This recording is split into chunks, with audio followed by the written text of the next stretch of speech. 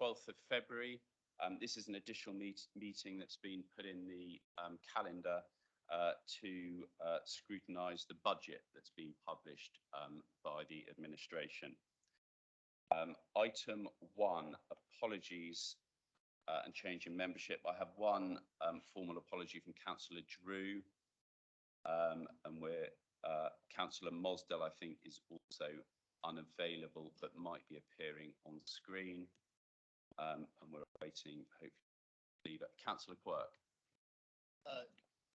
Councillor Mosdell is in Spain, is trying to get online to join us, but vagaries of telecommunications is not guaranteed to get here. So if she doesn't make it, just send her a apology. Thank you. And can I say very good attendance from the Cabinet? Thank you very much indeed. Thank you. Item number 2, declarations of interest. Are there any? No. Hand, Councillor Quirk. Because it's the budget, I assume we have a block dispensation because it affects all of the taxpayers. Yes, that was confirmed actually by Mr. Thorne a few days ago. General dispensation in relation to that for all councillors. Item number 3, public question time. We haven't had any, and there's no one in the gallery. Item number 4, the main item of the agenda, pre-decision scrutiny of the budget and council tax setting for 2024-2025. I will, before we go into it, invite any of those presenting the budget to speak first if they want to. Leader, deputy leader, indeed our section 151 officer who is online. I'm looking to anyone who'd like to make some opening comments. I think to all eyes potentially on screen to you, Chris Ward. Thank you very much. Thank you. Okay, thank you, Chair. Well, obviously, clearly a very challenging budget, and hopefully the report sets the context behind that, which is that the costs that local authorities face in general, and also the Isle of Wight Council, particularly in relation to social care, have obviously been quite challenging to deal with. The pace at which funding has increased hasn't really matched the pace at which the Isle of Wight costs have increased, which has left the Isle of Wight with a significant financial challenge, as you'll have seen from the report. There's been announcements recently, as you will have seen, and it's been described as the additional £600 million that's been provided to local authorities, and that was an announcement by the Secretary of State on the 24th of January. That did provide some relief to the Isle of Wight Council, thankfully. There was an additional £1.6 million allocated for social care. And when I say social care, that's both adults and children's. And there was £3 million additional funding for the island because of its unique costs associated with physical separation.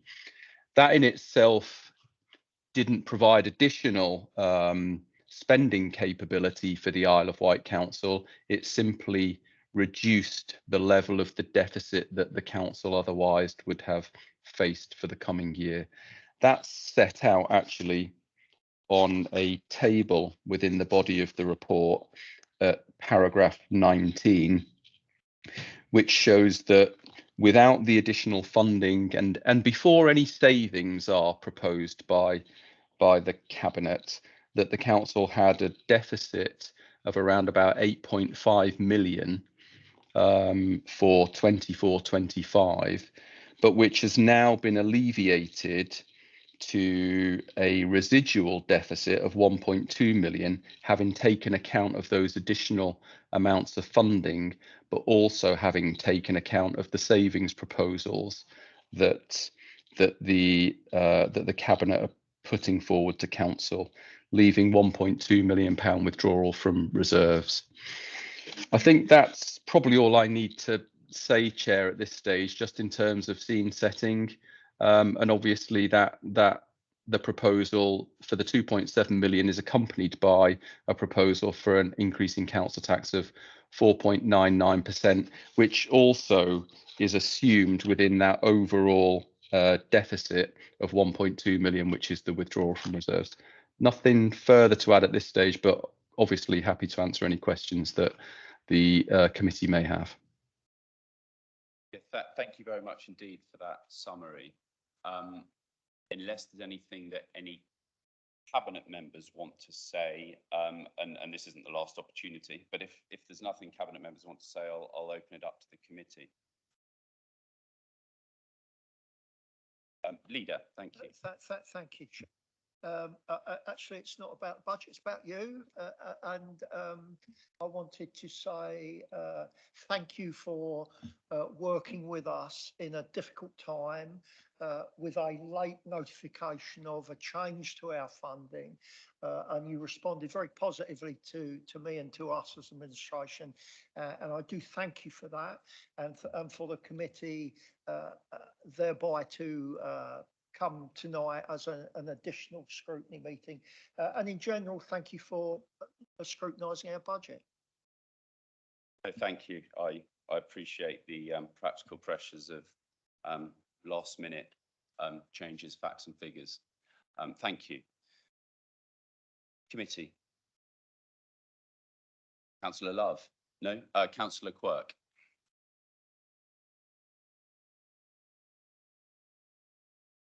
The budget shows a structural deficit for the coming year of 1.2 million.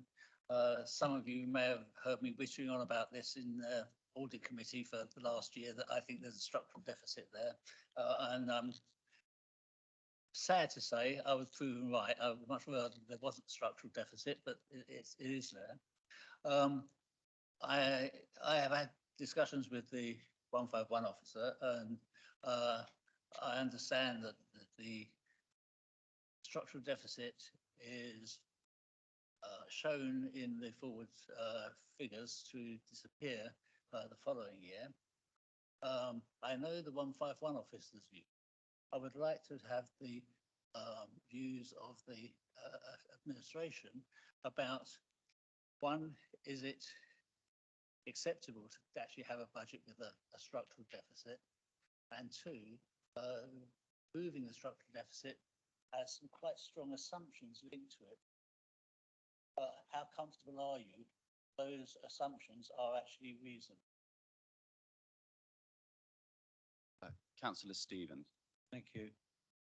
Note from the savings that we've made through very deep, detailed discussion with our senior management team. With some savings to alleviate the deficit. So within the papers noted that over the next 3 years to bring that budget down to zero, £1 million per year savings. That is what we're doing. We carried as Section 151 officer said, deficit over from last year, which impacted on this year, and this is the way that we look to the Isle of Wight Council to deal with that structured deficit over the next 3 years, so that it'll be brought down to zero. That doesn't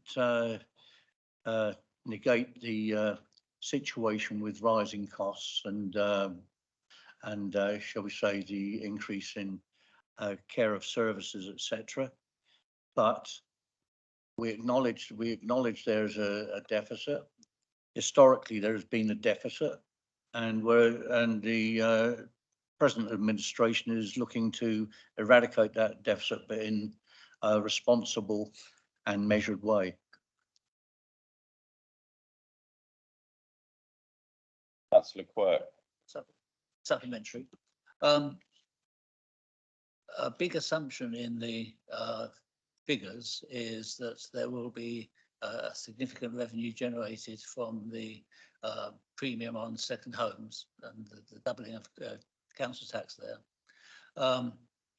History shows that It's not something you can totally rely upon. When the full council tax was applied, about 20% of people did something else and avoided paying the full council tax. When they applied this in North Wales, the take up was around the 10% of people paying it, not 90%. How confident are you with that sort of background that we will actually achieve the figures into the future? Councillor Stevens. Thank you. The second homes premium is not included in this year's budget. So what I would say is that when we're looking to the future, which is 25, 26, that is when we will look at the calculations. We've got some very, very responsible staff that do work within that field, and the figure noted at this moment in time is just to be noted. We can't, with all the will in the world, come forward with the concrete figure. But what we can say is there will be some take up on that. Similarly, I've said in the past there might be some housing put forward to assist with our homelessness.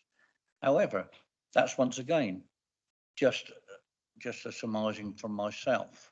It's not actually what we should be looking at. What we look at, and I know the Section 151 officer wants to come in, but whilst I'm speaking as a member, I'll continue to do so and allow him to speak in a moment. He'll probably give you more qualification and quantification on it. But what I will say is that this year we've taken into consideration the empty properties of 88,000.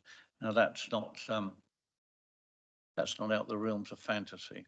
We're not trying to chase the pot of gold at the end of the rainbow. What we are trying to do is being as we have done throughout this budget, being responsible and diligent, and throughout the last 2.5 years or so of the administration, you will note that we haven't drawn on PWLB funding, which is another way of actually saying, okay, we're keeping our costs under control as much as we can, and also making sure that we're fiscally responsible with the public purse. Thank you. Thank you. Chris Ward online. Thank you, Chair. I think it might be helpful if I say a few words around this. It is true to say, as Councillor Stevens has said, that we have a process where we always update our forecast. So we've always got a 3-year rolling forecast. So it's true to say that when we come to this point next year, we'll do a re-evaluation of all of our assumptions around council tax, and including what we anticipate to receive from the council tax premium on second homes. I think that it's also worth bearing in mind that in terms of our assumptions of what that might be, in numerical terms, it amounts to around about an increase in council tax of 4.2 million. And we've assumed that we will receive something in the order of 80% of all potential council tax that could be received on the basis of a 100% council tax premium. And that's in the pack of what other local authorities are also assuming, or certainly the other local authorities that we're aware of. So we're not at variance to what the norm in terms of assumptions are for council tax premium. I think the other couple of bits of context are that actually the structural deficit for 24-25 is about 0.8 million. It may well be a 1.2 million pound draw on reserves, but when we strip out the one-off effect of a council tax, a collection fund surplus that we have, then the underlying deficit for 24-25 is 0.8 million. As we move into 25-26, which is the date of implementation of the council tax premium, our estimates at this stage are that 25-26 will result in a £2.9 million structural surplus. So in the event that our forecasts are wrong, we still have a relative amount of leeway in terms of that forecast structural surplus in 25-26. So I just think that that might be helpful in terms of the concerns that members may have around structural deficits and the reliance on council tax premium in order to alleviate that position. Thank you. Thank you. So I appreciate not until next year, but that 4.2 million revenue expectation for premium on second homes already factors in the reality that are unlikely to receive 100%. Is that what we're saying? Yeah, if it's actually set out in the cabinet report, and the cabinet report states that having taken account of a number of expected exemptions in the first place, and then a further reduction of around about 20% to seek to guard against behavioural change, if you like, or other exemptions that may arise, then the sum available to the council will be around about 4.2 million. So in effect, it's already been discounted by at least 20% from the maximum that it could be. Okay, that's helpful. Thank you. Councillor Love. I wasn't really going to say very much really about the budget tonight, but I think we have to recognise how we're in the position that we're in this position. You know, a self-sustaining island seems almost impossible given the population that we have these days. 15 years of austerity, £94 million of government cuts, because that's what it is in the 15 years of this administration. How do we self-sustain ourselves when that continues? We've got services which are hanging on with a shoestring budget. We all know how desperate it is. And then, of course, the government switched to short-term investment into adult social care, etc., giving us short-term money that we can't invest in the places that we need it, such as in long-term staffing, forcing us to use agency workers because we can't employ on short-termism. We are in a mess because of government cuts directly. We have no choice, as I see it, in having to put up our council tax almost to the maximum, because there is no other way of doing it. People out in the community assume that we can take the Island Roads money and switch it into adult social care, or a budget from health to go into education or crime.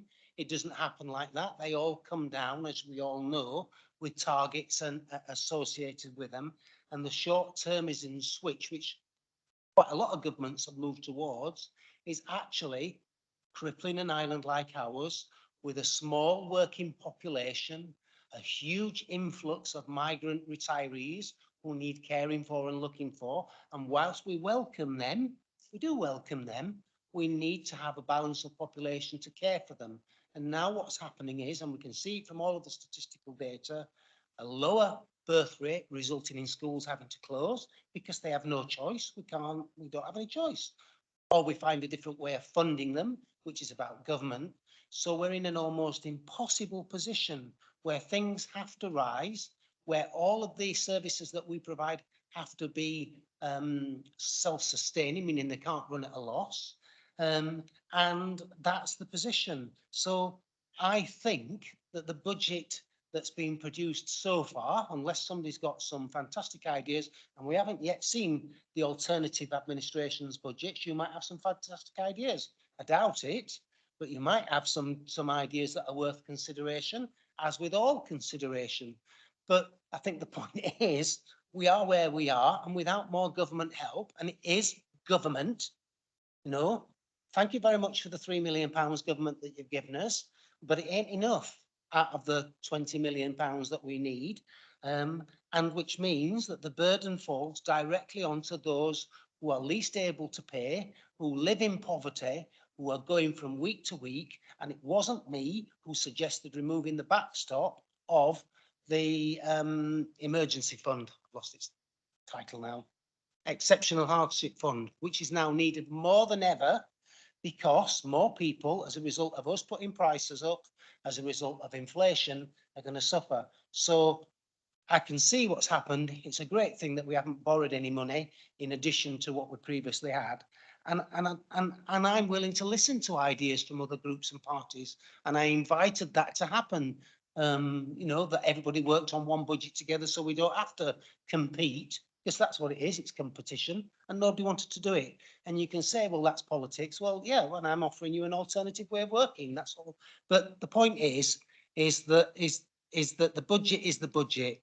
Now, until we see your ideas, additional ideas, we won't be able to say you've got something great there, which is a real shame, because that's what this committee should be debating, all ideas tonight.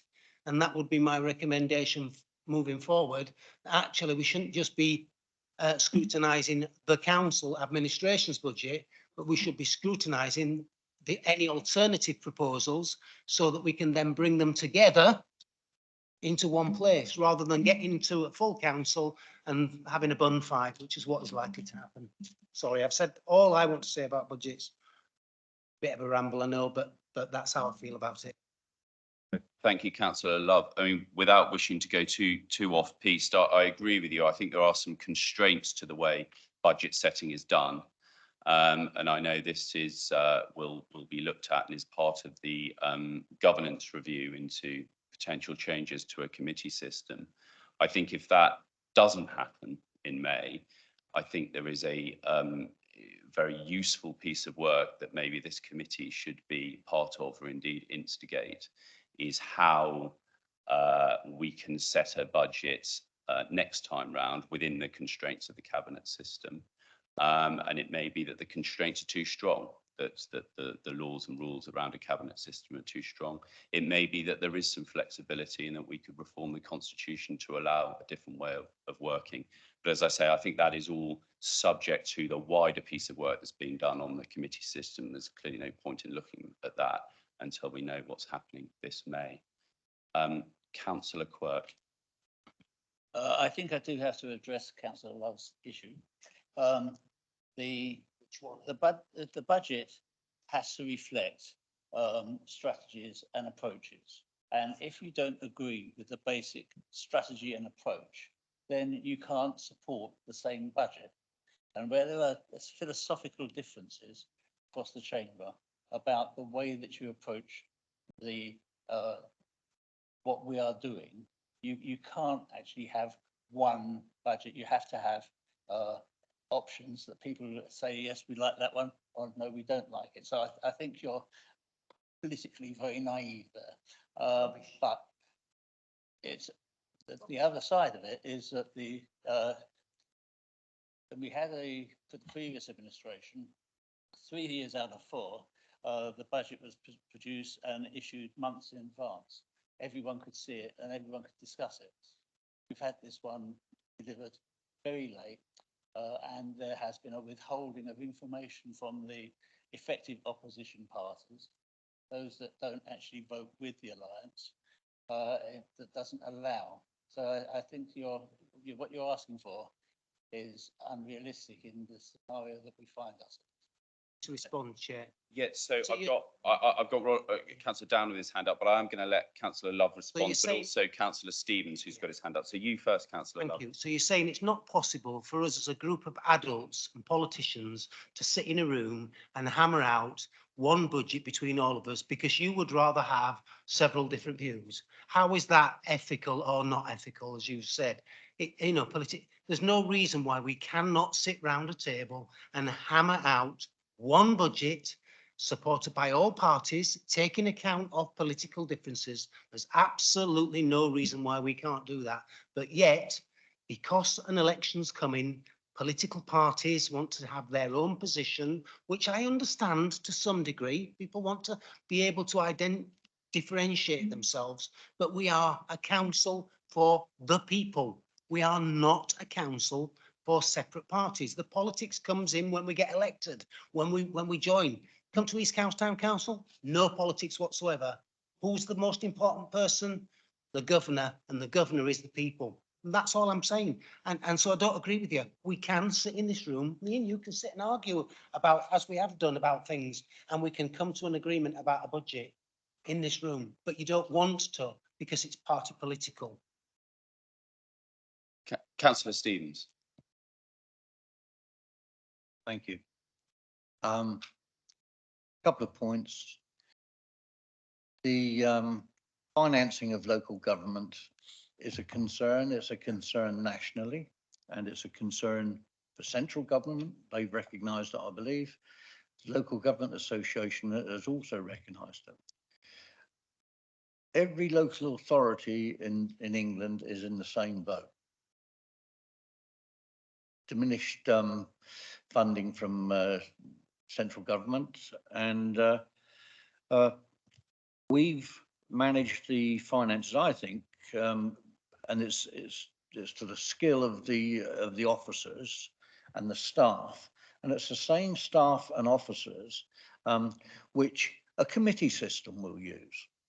Now, I've just heard a little bit of toing and froing there with regards from Councillor Quirk and Councillor Love, and I can see what's being said, but you better start your budget if you've got a committee system as early as possible, because I can see it going around, and there might well be different factions within your committee groups. What I really want to say is, and come back onto initially what Councillor Love said, that yeah, we're living in challenging times. Yes, the skill and the talent and experience of our senior management team has assisted us in getting us to where we are. Now, we've, as I said, tried to be pragmatic about the whole situation and deal with things in the appropriate manner. Whilst there are trying times, whilst we could do with more money, and I'll take on board the 20 million, we'd love that, but the thing is, we're living in the current situation. And I'll give the current situation to you because I've heard it banded about. It's not good for staff morale. It's certainly not good for the members, and it's not very good for the residents out there. When people say that we're backs to the wall and we're going under, and I'm going to say the little phrase, Section 114, we're not near that. Through the prudence and the skill of our staff, and indeed from members not going outlandish with where we're going and what we're trying to achieve, we've got a steady we've got a steady ship at this moment in time, and it's not. I'm not forgiving of anyone who comes out and says we're back against the wall and we're a sinking ship. We're nowhere near a sinking ship. We're afloat and we're heading in the right direction. What I will say about budget amendments that will come through, let's hope they do an impact assessment. Let's hope that they go back and speak to the directors and the staff. They'd have to come to me and ask me for figures. If they wanted figures, whatever they wanted, I'd give them. But we can't give figures that we haven't got. And that is why we're running late with this scrutiny session, because we didn't have the figures. If we had the damn figures, we put them out there. They'd be there. We're not putting out a wish list for people to come in with an amendment, and sometimes they're not very cleverly put, these amendments.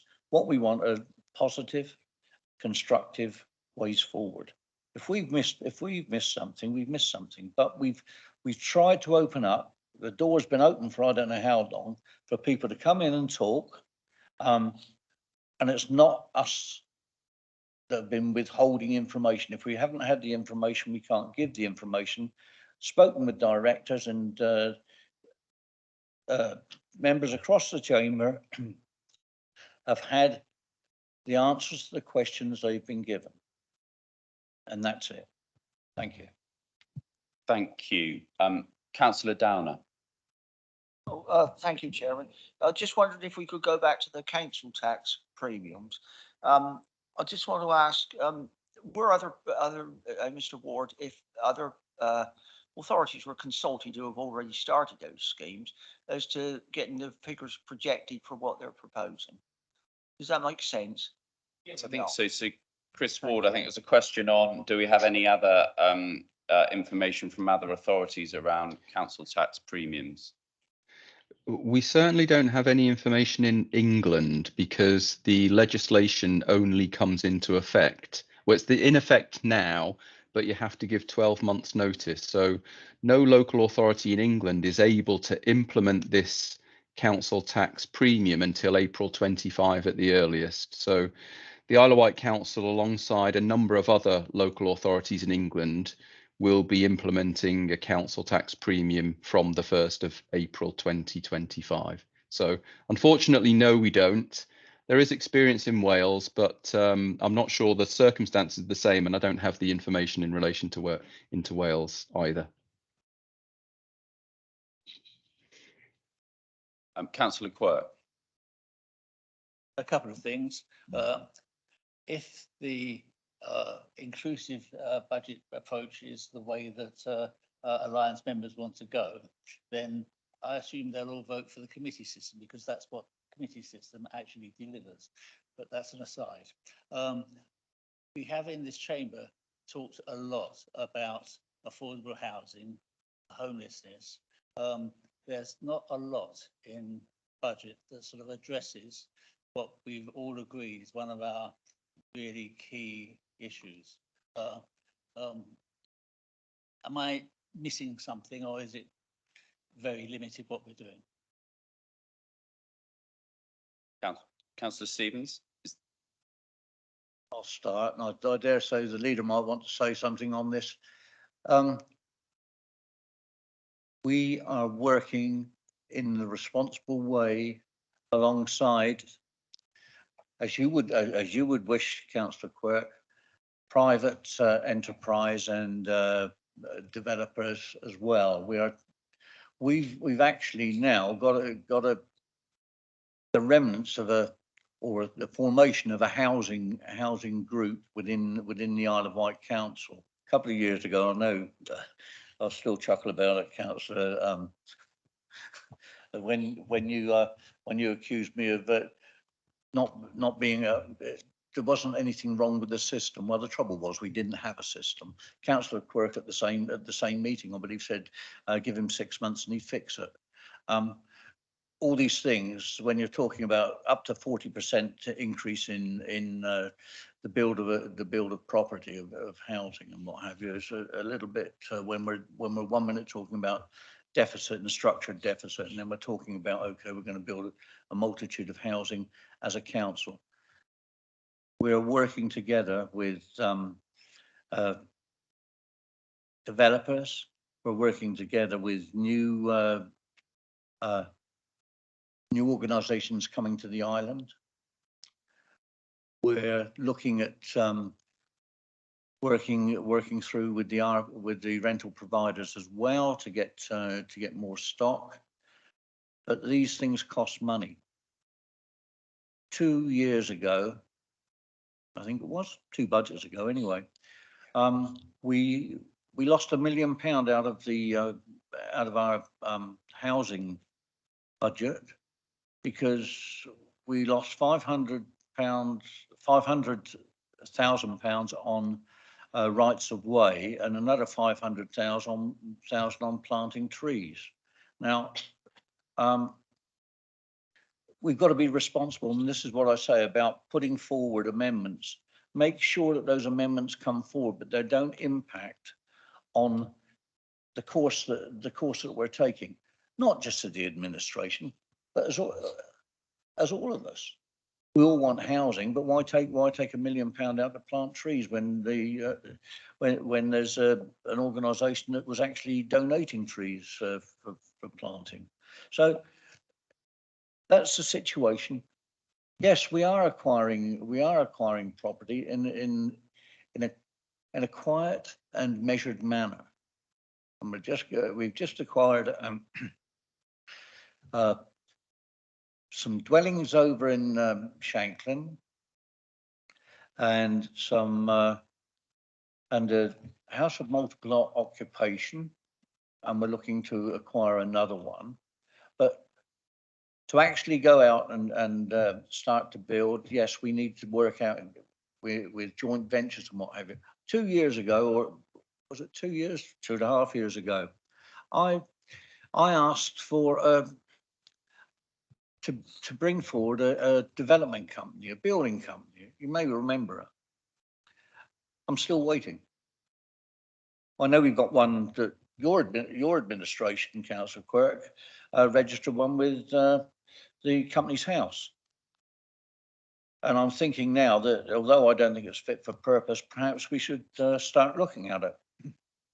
So I think that we need the tools to do the job, and we need the tools to do the job properly, because it's public finance and there are ways to do it. I would say that we've actually set the climate right for private developers to go in with rental providers, such as the proposed development up at Parkhurst, the sovereign housing going in with Captiva. Now I think that's a great way forward. If we can't do it, then we've got to be the enabler as well, and it's as simple as that. You know, if we had a carte blanche for funding, don't you think we'd be out there doing it? We could buy ready built properties all over the show. That would not be fiscally responsible. So totally agree with you.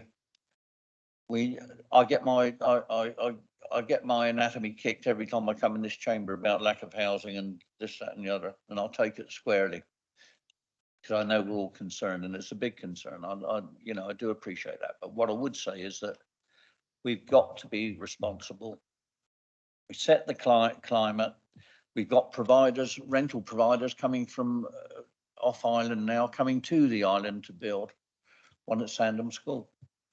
So I'll leave it at that. But we are acquiring property, and we are enabling others to come to the island, and we're working with the local developers as well to make sure, and the rental providers, to make sure that we've got a fertile ground to actually produce housing for our homelessness.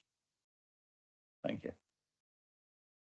Thank you, Councillor Stevens. I've got a couple of questions actually on detailed elements of the budget. So paragraph 32, there's reference in several places, but at paragraph 32, it talks about 0.8 million for vehicle fleet replacement to electric vehicles. That obviously seems like quite a large sum of money given the financial situation we're in. Is anyone able to elaborate on what that entails?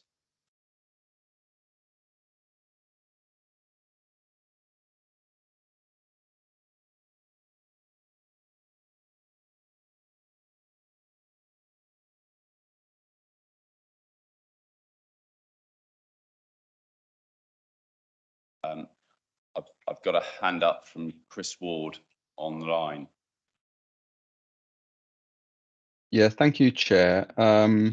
This is part of the council's routine vehicle replacement programme. So over time, obviously, your vehicles become end of life, and this is the council's programme to make sure it's got replenishment of its vehicles so that they all stay within a life cycle of around about 8 years.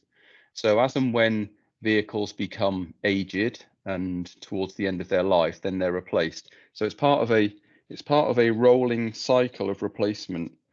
I don't think there's much more I can add to that unless you've got any further specific question on it. Yeah, I guess from a lay perspective, it seemed like quite a high figure, but it was included under paragraph 32, like key additional investments. So perhaps by that wording, it looked like a more sort of remarkable or one-off figure than perhaps you're now saying. That's helpful if that's the case. It just struck me as something remarkable by the way it's presented. Key additional investments. Yeah, sorry, Chair, if we've given the wrong impression, we apologise. The use of the word key really means it's in relation to significance of the amount of money spent relative to the whole capital programme. Okay, thank you for the clarification. Is 0.8 million therefore a figure that you'd expect every year? That is the sort of figure that the council spends on replacing end-of-life vehicles. That's correct, Chair. Thank you.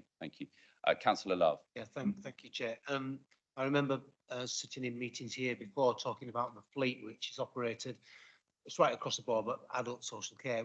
We've actually been dragging that fleet out longer and longer, and that we actually have previously agreed as an administration under different administrations to reduce that budget quite significantly. So whilst it might sound a lot of money, it's not the same kind of money that we used to spend previously because it's being cut down dramatically. The problem is that electric vehicles are much more expensive now than petrol vehicles. And if I remember rightly, it was Councillor Jarman that was particularly driving the electrification of vehicles, which I think we do need to do to demonstrate our. But it is, from my recollection, a smaller amount of money, significantly smaller amount of money than it was previously. But we do need that fleet because of the workers that we've got. We can't give them, well, perhaps I might suggest to Laura Guardian that we let them all hire the scooters and have a backpack or something, because we need that kind of transport. Thank you. And there was just another specific item from me on page 68. Item line 84, the C-close refurbishment relating to the coroner's court facilities, 86,000. Is there any detail anyone's able to give on what work that entails?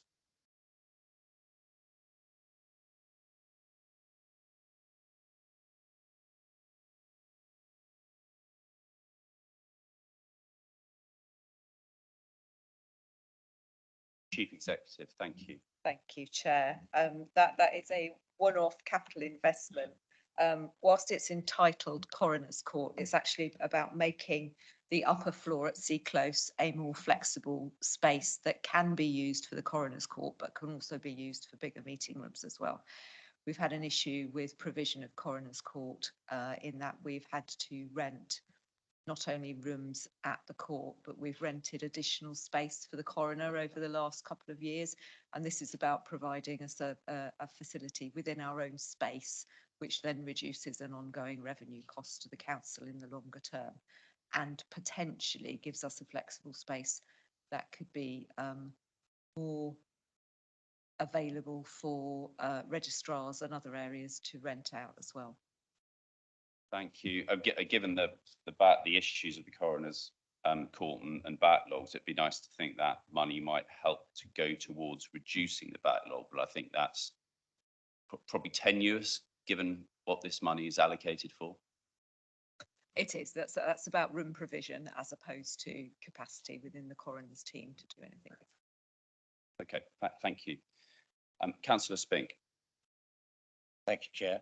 It may be that the detail is somewhere else in the papers, but I haven't spotted it, but that might be my fault. But on page 11, where we were a little while ago with Councillor Robertson, paragraph 32, what exactly is, I don't know, I can imagine what they are, but the Osborne steps, £500,000 for structure and drainage works.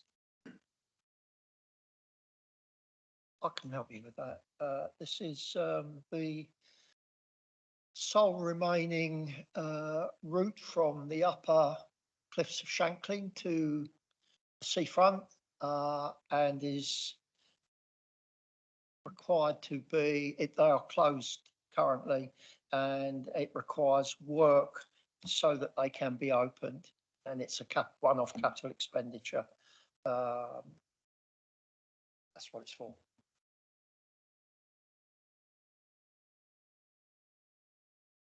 I'm looking at the committee again. Councillor Cook. Thank you.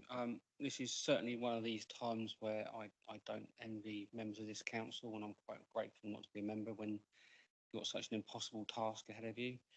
But I'd like to point out what I think is a bit of good news in the budget as far as local councils are concerned. I very much welcome on page 5, which is, I think, let's find it, item 3, where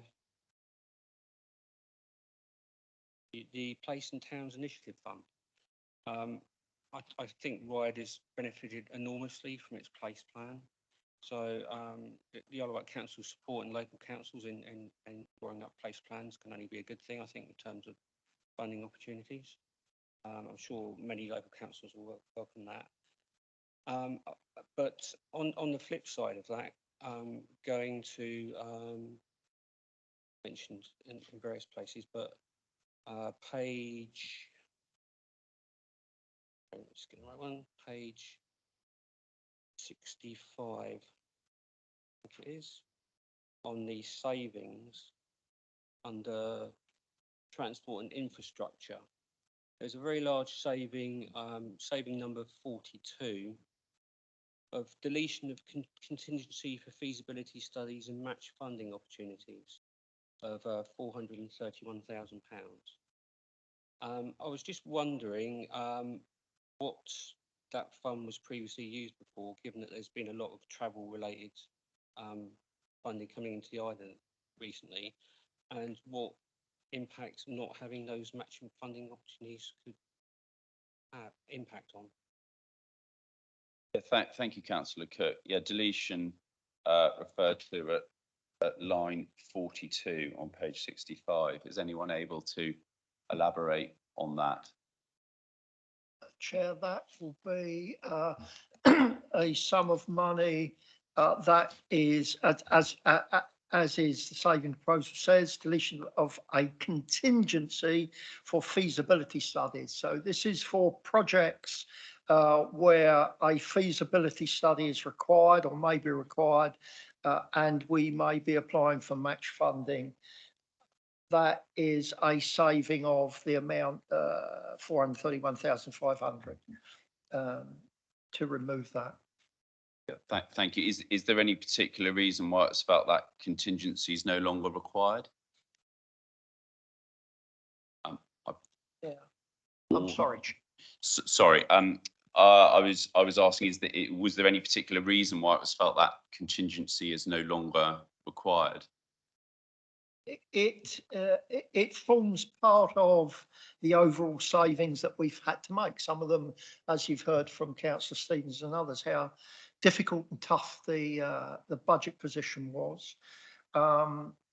We do have a facility of transformation fund, which can be used to bring forward schemes and feasibilities of schemes if they are deemed required during the year. So this is a sum of money that we needed to find, along with other sums of money in the savings, to make our budget legal and lawful and balanced. So just another tough decision. It has less impact than some of the potential savings we could have made. But nonetheless, it's a saving, Chair. Yeah. Thank you. And I see Chris Ward has his hand up online as well. Yeah, thank you, Chair. I'm actually in danger of repeating what the council leader has said, but it was one of those savings of last resort, really. And ultimately it reduces the opportunities available to the council to pursue studies that might be of benefit to the council, but also to match fund any initiatives which might enable the council to lever in additional funding. And I think it's just symptomatic of the challenge of the budget, of the budget position in this coming year. But as Councillor Jordan has said, there is alternative funds available, but they are of a one-off nature. They're not of a continuing nature, which is what this budget was actually for. So it's not ideal, but it's one of those savings areas that was actually required in order, as the leader said, to balance the overall budget. Yeah, and I appreciate that's a difficult job. I suppose the worry would be, and it was from Councillor Cook's sort of comments originally, is that there could be some lost opportunities there that go far beyond the 400 and 31,000 that was in that fund. Councillor Redrup. Thank you, Chair. My questions relate to the assumptions on point 115. So this is about 2025, 2026 and 2027, 2028. There's an assumption of the It continuing. starts with a page number, just so we're on the same page as you. Don't have the page number Okay. on the one I'm looking at, sorry. It's revenue forecast 2025 to 2026. It's point 115. It's quite far down. Thank you. Page 33? Yeah, thank you. Sorry, I don't have page numbers on this one. There's a couple of assumptions I just wanted to ask about. So I hope I'm not misunderstanding, but the continuing island funding of 4 million per annum, is that the funding that was announced very recently and that's why it was delayed? So considering that that was quite late in the day, how safe is it to assume that that will continue? Leader. Thank you. 4 million, firstly, is 3 million plus 1 million. The 1 million was announced on the 23rd December and it's ring fence for social care. The 3 million, you're absolutely right. There's absolutely no guarantee that the 3 million is anything more than a one-off this year. Which is why it has taken us some time to get to where we are today. We have so Chris Ward has got his hand up online. Thank you.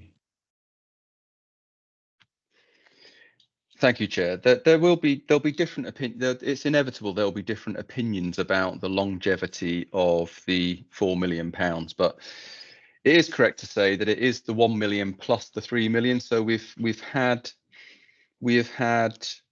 £1 million per annum to reflect physical separation from the mainland as funding for the last 2 years and now confirmed for the third year.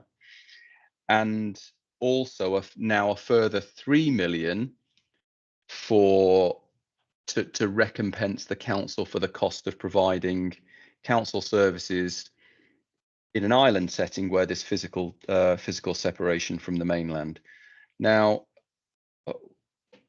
whilst we have not received any confirmation that that will be ongoing, my assumption in my forecasts going forward, and as we said earlier on, we have to review those forecasts on a rolling basis.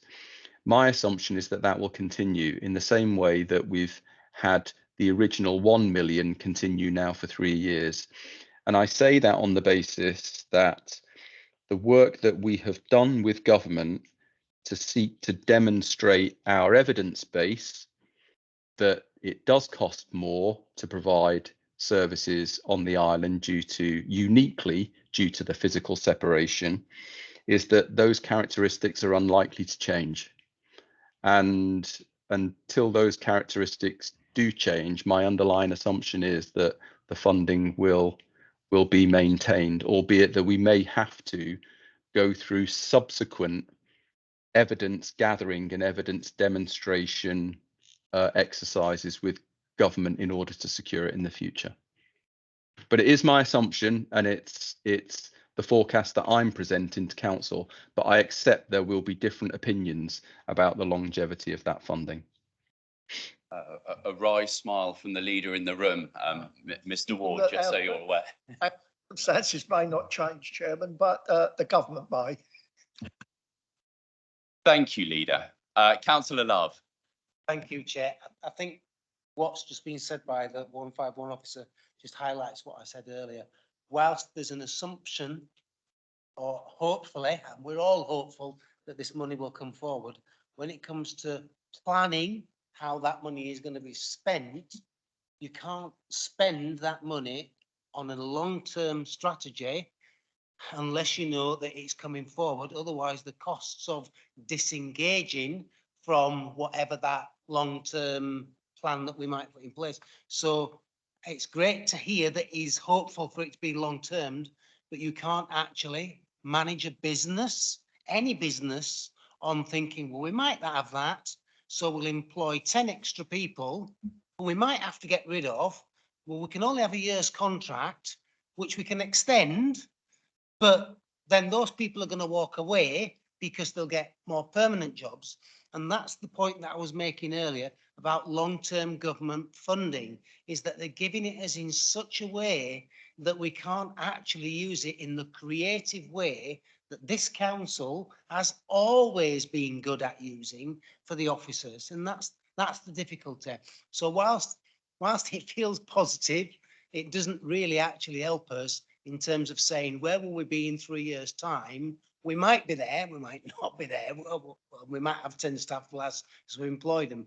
That's the difficulty. And that's why I say government has switched its strategy from a more sustainable route of forward thinking to short-termism in terms of giving us budgets. So giving us that, the 1 million for adult social care might be good, but if it's short-termism and we can't guarantee, then we don't employ any staff, and we need whatever Laura needs, because she knows better than I do, because I'm now a bit out of touch with where you were. But the point is that that's not helpful to a small council like this, which doesn't have any flexibility in it. And, there's difficult choices and decisions have to be made, I mean, you spoke earlier about the 410,000 for, bidding for contracts and, sorry, I've forgotten the exact words of it. I think the point is that you can't have money sitting around that's not going to be used now. And if you've got some alternative suggestions in your budget that you're bringing forward to that, I'd love to hear that, because we are looking for that. And that's why I say, if we all work together, sure, I'm going round. Councillor Quirk. Members of the cabinet said earlier that they were willing to be open and share figures. Appendix 3 to the budget has the savings that have been accepted from the directors. Under normal circumstances in the past, directors put in a list that was longer than this, that you sort of said, yes, we'll have that one. No, we can't politically accept that one. Can't we squeeze a little bit more out of this one? Can we have the original list, please? Sorry, what was that question? Sorry, I just caught, didn't get. A question to the leader, I suppose. That those lists, the list that's here is an edited list. You've made decisions on it, but before in the 4 years that the Conservative administration operated, we asked the directors to come up with potential savings, and we didn't accept all of the savings. We said we'll have that one and that one and that one.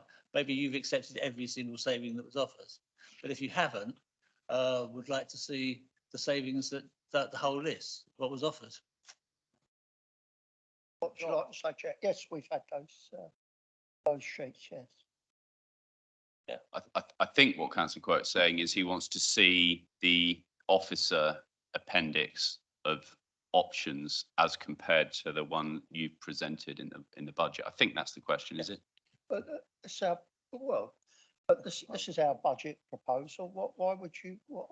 I'm not sure. I'm not sure. So you're saying that you're open and quite happy for all members to see the information. Well, the information that came from the directors is you selected your choice of that information. But if you're being open and transparent, can't you let us see all of the information so that we can see the ones that you rejected? this information was on offer to you at full council when I offered across the chamber to work with this administration to deliver a council budget. You refused to do that. You refused to do it. Now, some of the other members didn't refuse to do it and have seen that information. And I'm very happy with that. You can't talk about working with the administration and don't do it. I mean, do one or the other, and that's what you've done. You've done the other, and that's fine. And bring your amendment, and we'll vote on it and debate it and discuss it at full council. We're very happy about that. But our work is our work, and that's part of our work. We'll have to disagree on that. I think what the officers come up with is Agree on, different, but councillor we'll have Quirk. to disagree on that one. Nothing to disagree on, councillor Quirk. What I've told you is the facts. There's nothing to disagree on. Are you disagreeing with the facts? I'm disagreeing with the absence of facts. I'm going to bring in councillor Spink. I've kept rather quiet because I didn't want to turn this into a political meeting. But I'm sorry, Councillor Jordan, I do take issue with you. Your offer for across the chamber working was exceedingly limited. No offer was made in terms of any cabinet posts. No offer was made in terms of any sharing, really, in terms of planning. But sticking to the budget, it's very easy to say that we should, as an opposition, amend your budget if we're not given the financial information.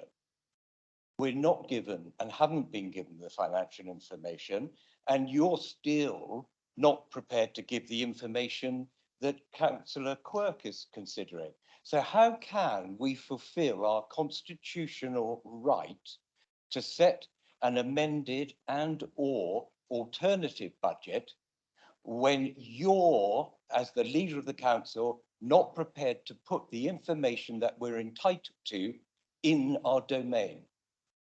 Absolutely wrong, Chair. You are entitled to the same information that we have. Well, then you must take that up with the respective officers. We have not prevented you or your groups from any information. Do not keep telling the public and and the people in this room that we have. We have not. You have. And we have not. You have. Spink, I'm going we to have call not. this meeting to order. I don't want to go off piece and widen the debate about what was shared and what wasn't shared, other than to stick with this schedule that I'm Councillor prepared Quirk- to share an email so that Councillor Spink can see that I instructed the officers of this council to provide any council with the information that they ask for. Do not keep saying that we've prevented you from seeing it. That is a matter of fact. I think, Leader, if you, Send you, Councillor Spink, anything. Leader, can I ask everyone to calm down? Leader, if you feel sharing an email would clarify, help clarify, then, by all means, I would encourage disclosure. Thank you. Councillor Stevens. I'll provide it to you as Chair of Scrutiny, if I may. Yeah, when you provide it to me, tell me on what basis, and I'll. Yeah. And am I able to see it, Councillor Jordan, or is it only for the Councillor eyes Spink, of the chair? No, I wish to continue with this for the eye. You're open and transparent. It was my request. Will you disclose it to me? I think. No. Will you disclose it to me? The answer is no, isn't it? Councillor Stevens. Very kind of you, Chair. I think that if you're going to do an alternative amendment, budget amendment, yeah, well, if you're going to do a complete alternative, I'd love to see it. If you haven't done it, then perhaps I can assist you in trying to do one, because I've done them in the past and I've not had information until shall we say the last minute, and this is from the David Pugh era and thereabouts. Yeah, lean back and have a sigh. I did it many a time. Now please don't interrupt me. Don't interrupt me. Let me finish. You can come back in a moment. And where I got my information from takes a little bit of sussing out and doing. Isn't going around trying to crib off of the Pew Brown era, because you wouldn't get that all. What I did was, in the month of July, you get your audit papers, right? Look at your audit papers. Look at the RAG testing. Look at the narrative. That's where you can get what is good, what is not so good, where you can possibly transfer some funding from here to over there.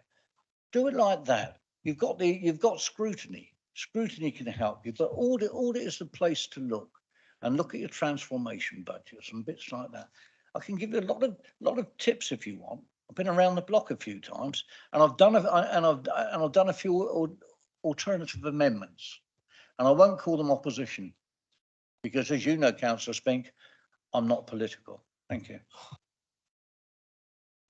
I say nothing. It's just no point.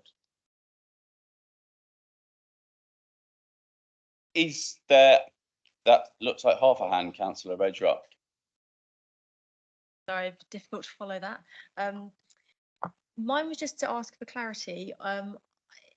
The amount announced for affordable housing, I just wanted to ask, is that affordable housing to buy, or is that an umbrella term for all types of affordable housing? Does it include social rent? What's the direction for that money?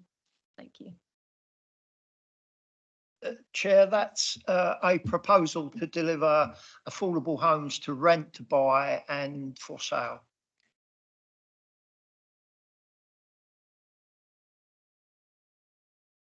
Councillor Quirk. On a completely different tone, Appendix 2, I don't have any problem with whatsoever. It looks quite sensible. Thank you. Thank you for that. We've passed the hour mark. We've had, I think, some good scrutiny. I'm very happy to continue, but I'm looking to the committee to see if there's anything further they want to ask. Councillor Redrup. It wasn't a question. I was just going to ask. Is there going to be a member's question from Councillor Lilly? He can't be here tonight, but it's usually on the table. I just didn't see it. There is. I've got the question from him and a response. We can deal with him. Members' questions. Yeah. Would it be able to be read out? Yeah. The response is quite long. I'm happy to read the question out and maybe summarise the response. But Yes, please. Yeah. Yeah. That'd be great. Thank you. Okay. I'm being told Councillor Lilly's online, but we'll visit that at members' questions. Chris Ward. Thank you, Chair. Just before you finish on the item, I'm just conscious that I'm not sure that we answered Councillor Redrup's question adequately earlier on when it was mentioned about the assumptions and the reliability. I think one thing to bear in mind is that local government operates in an environment of uncertainty. And whilst we'd all welcome multi-year settlements, so we understand what our financial funding position looks like going forward, and it's obviously been something that LGA have lobbied for quite some time. Because we operate in an environment of uncertainty, that's exactly why when we present the forecasts to you that seek to forecast what the council's overall financial position will look like in 3 years plus time, we present that forecast as being in our situation here a £3 million deficit, but which could vary by plus or minus 5 million. Now, what we are doing is we're saying that in any situation of uncertainty, what you ought to do is do some scenario planning so that you're prepared for the eventuality that your central base case forecast does not come to fruition and something else occurs, so that you've got a plan on that basis. So the budget report does set out that our forecast could be plus or minus 5 million. And we review our forecast on a rolling basis, as I've said, but which means that our savings therefore could be £1 million per year, plus or minus 1.67 million, which when you add those three 1.67 millions together over that 3-year period, add up to the £5 million that we mentioned. So it's just important to reflect on the fact that this is a moving position and it's a rolling forecast that we do, but we are engaged in a scenario planning process so that we are able to accommodate any changes to the assumptions as we move forward. Thank you, Chair. Thank you. Councillor Cook. Thank you. Given that the word uncertainty is being used a lot, I think it would be remiss of this committee not to draw attention to page 15 and the comments about the reserves. It's noted that there is just £2.9 million headroom built into the reserves, and given the amount of uncertainty around funding going forward, and the fact that reserves have been drawn upon up to about £1 million in the last couple of years, that leaves very little wriggle room. And as it states there, if general reserves fall below £8 million, a section 114 notice is likely to be served. So my question is would that notice be automatically served should the reserves fall below that? And if so, what does that entail? Yeah, good question. Chris Ward, would that be an automatic notice if that 8 million threshold was breached, or is it a little more complicated than that? Well, it would be an automatic notice, but what you need to consider is what you would do in advance of that situation taking place. So I think you need to think about it in the context of the whole budget proposal. So if I take you back firstly to the other comment in the report that ultimately concludes that the Isle of Wight Council's position is stable, but admittedly it's fragile. Fragile to the extent that, you know, that the level of headroom between the minimum amount of reserves and the amount of general reserves held is just 2.9 million. However, if you think about it in the overall context of the budget, we have set the budget, or the budget proposal has been based on, it's robustly based. It's based on all expected costs that we are aware of and some that we're not aware of. So it does include provision for the unknown unknowns. We've followed the advice of government forecasters, the Office of Budget Responsibility, in terms of trying to predict what our expenditure might be going forward. We've also got contained within the budget itself provision for in-year risks that may occur. So we've got a corporate contingency of 4.2 million. So that's not allocated to anything in particular, but it is there to guard against any in-year risks that may arise. The council also maintains a COVID contingency, and that amounts to 5 million. And that is there to accommodate any legacy costs associated with COVID. So that's available to support the overall budget as well. So in summary, yes, the level of headroom that we have over general reserves is relatively modest and not the most comfortable position that you would like to be in, but the overall budget itself has been robustly based and has good provision for in-year risks that may arise. I hope that helps and gives you a much clearer explanation of the financial risks that the council faces going forward. Thank you. Councillor Andre. My apologies, Chair. I have to leave now because I have Sandown Town Council budget setting meeting this evening. Thank you. Thank you. Thank you. Well, unless there's anything else from anyone in the room or indeed online, I'm minded to wrap up that item. Yeah, thank you very much indeed.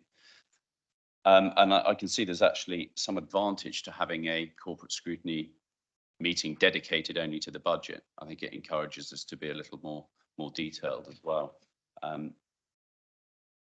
Final item is members' questions, and I've got one from Councillor Lilly, who I'm told is online. I can read this out, or if Councillor Lilly's online and he's got a microphone and he wants to read it, I'm happy to allow that. He's going to have to appear in the next 5 seconds. On cue, Councillor Lilly. If you have your question in front of you, would you like to read it out? Yes, Chair, thank you. I mean, it does relate to obviously the budget, and it was put forward in that is as Chair of Policy and Scrutiny Committee for Health and Social Care, I have real concerns about the sustainability of the budget in regard to adult social care. I have written last week to the Director and Cabinet Member for Adult Social Care, and even though in my question, when I wrote it, I had not received a response. I have now received a response, and actually reflecting on that.